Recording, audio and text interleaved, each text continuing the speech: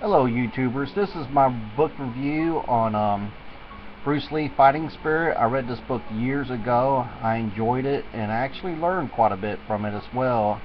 I really admired Bruce Lee. A lot of guys have, and I can't help it. I think he was a great, martial artist, a great man, and we could learn a lot of stuff from him if we emulate some of the things he did. But here's the book. You may recognize it.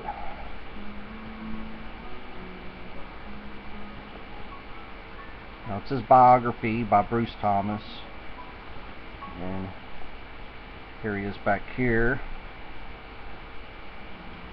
If you want to know about the author, I felt he did a really good job on the writing of this book. I was pleased with it. But some of the things I noticed in this book that I learned from is Bruce Lee's the way he planned.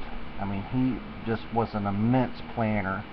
And he wasn't the kind of man that'd say, okay, I want this within a year. He would say, okay, maybe he would say, I want this within a year. He may be an impatient, said, I want it tomorrow. I don't know. But let's just say he had a goal. This is how I viewed Bruce Lee. He would set out a very detailed plan the very next day and get started as soon as possible, right then and there, to get started on it. And if I only applied in my plan and in my life 10 to 30%, or even 10%, maybe 5%. I mean, he was intense. If I applied 5% of the energy that he did in the planning and stuff, we could accomplish a lot. Also, some of the stuff I admired about him, like they have already said, is how every person's different. The individual, we have our strong points and we have our weaknesses, and Bruce Lee seemed like the type he would take his weakness and overcome it and improve it, and had not just goals but plans to do it. People may not have realized that about Bruce Lee.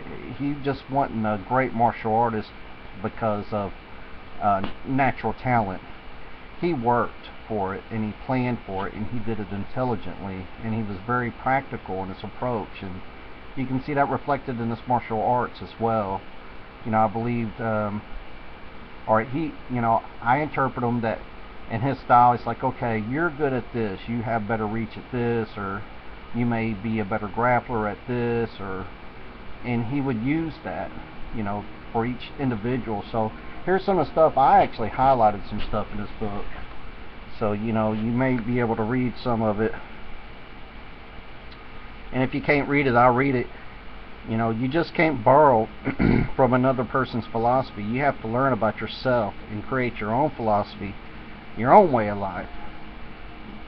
Some of the stuff, and I think, that some of the stuff in here that really hit home to me on Bruce Lee. And anyway, this was a great book. I enjoyed, and I've read it at least 2 times. I may have read it more, but I know I've read it at least 2 times, and I may read it again. I could pretty much chew this book and spit it out real quick. I mean, it's such good reading. It's far better than watching TV. And maybe YouTube would get me away from it, but that's it. So if you haven't read this book, and if you're into Bruce Lee, and if you're into learning about planning and basically self-help, he was probably a master of self-help.